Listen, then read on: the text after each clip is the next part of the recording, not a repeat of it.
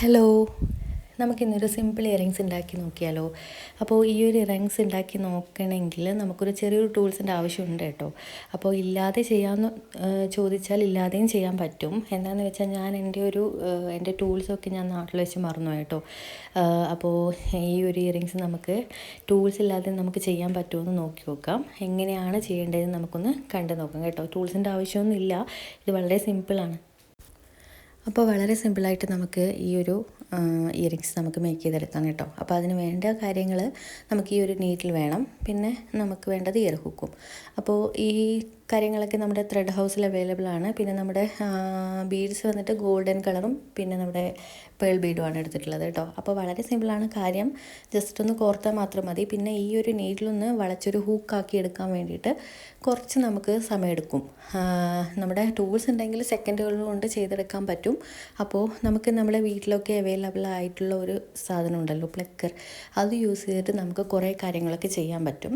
അപ്പോൾ ഈ ഒരു പ്ലക്കർ യൂസ് ചെയ്തിട്ട് നമുക്ക് എങ്ങനെ ഇങ്ങനെ ഒന്ന് വളച്ചെടുക്കാമെന്ന് നോക്കാം കേട്ടോ. കുറച്ച് സമയം എടുക്കുമെന്ന് മാത്രമേ ഉള്ളൂ, അല്ലാതെ വലിയ പാടൊന്നുമില്ല കാര്യമല്ല കേട്ടോ. അപ്പോൾ ടൂൾസ് ഇല്ലാതെ തന്നെ നമുക്കൊന്ന് ട്രൈ ചെയ്ത് നോക്കാം. ഇതുപോലെ ഒന്ന് ജസ്റ്റ് ചെയ്തുകൊണ്ടിരിക്കുമ്പോൾ ജോയിൻ്റുള്ള ഭാഗം കുറച്ച് ജോയിൻ്റ് ആവാനുള്ള കുറച്ച് സമയം എടുക്കുമെന്ന് മാത്രമേ ഉള്ളൂ.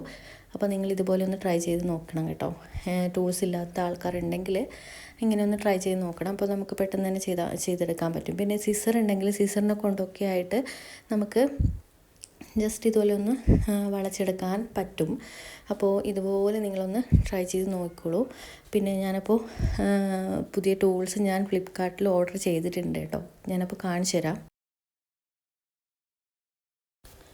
അപ്പോൾ അതേ നമുക്കധികം ബുദ്ധിമുട്ടൊന്നും കൂടാതെ തന്നെ നമുക്ക് ആ ഒരു ഭാഗം ഇങ്ങനെ വളഞ്ഞ് കിട്ടിയിട്ടുണ്ട്. ഇനി നമുക്ക് ആ ജോയിൻറ്റ് വരുന്ന ഭാഗം ഒന്നും കൂടി ഒന്ന് പ്രസ് ചെയ്ത് വെക്കണം. അപ്പോൾ ഞാനൊരു സിസറിനെ കൊണ്ട് ജസ്റ്റ് ഒന്ന് പ്രസ് ചെയ്ത് കൊടുത്തിട്ടുണ്ട് കേട്ടോ. ഇനി നമുക്കിതൊന്ന് കൊളുത്തി കൊടുത്താൽ മാത്രം മതി. പിന്നെ ഈ ഒരു ഹൂക്കിൻ്റെ താഴെ വരുന്ന ആ കൊളുത്തുകൂടി ഒന്ന് ജസ്റ്റ് ഒന്ന് അകത്തണം. അതിപ്പോൾ സിമ്പിളായിട്ടുള്ള കാര്യമാണ്. നമുക്ക് വളച്ചൊടിക്കുന്ന അത്രയും പാടില്ല ഇത് അകത്തി കൊടുക്കാൻ. ഇതിങ്ങനെ ചെയ്യുമ്പോൾ തന്നെ അത് അങ്ങോട്ടേക്ക് മാറി വരുന്നുണ്ട്. ഇനി അതൊന്ന് കൊളുത്തി കൊടുത്താൽ മാത്രം മതി. ഇത്രയും പണിയുള്ളൂ കേട്ടോ. അപ്പോൾ ടൂൾസ് ഇല്ലാതെ നമുക്ക് ഈ വക കാര്യങ്ങളൊക്കെ നമുക്ക് ചെയ്യാൻ പറ്റും. അത്യാവശ്യം ഒരു പ്ലക്കറും സിസറൊക്കെ ഉണ്ടെങ്കിൽ തന്നെ നമുക്കത് ചെയ്തെടുക്കാൻ പറ്റുന്ന കാര്യമാണ് കേട്ടോ. അപ്പോൾ അതെ നമുക്ക് ഇനി ഇതിൻ്റെ ഉള്ളിലൂടെ ഒന്ന് കോർത്തിട്ട് കൊടുത്താൽ മതി. ഇനി നമുക്ക് ആ അകത്തിയ ഭാഗം കൂടി ഒന്ന് ജസ്റ്റ് ഒന്ന് പ്രസ് ചെയ്ത് കൊടുക്കണം. അതും ഈ ഒരു സിസറിനെ കൊണ്ട് ചെയ്യാവുന്ന കാര്യമേ ഉള്ളൂ.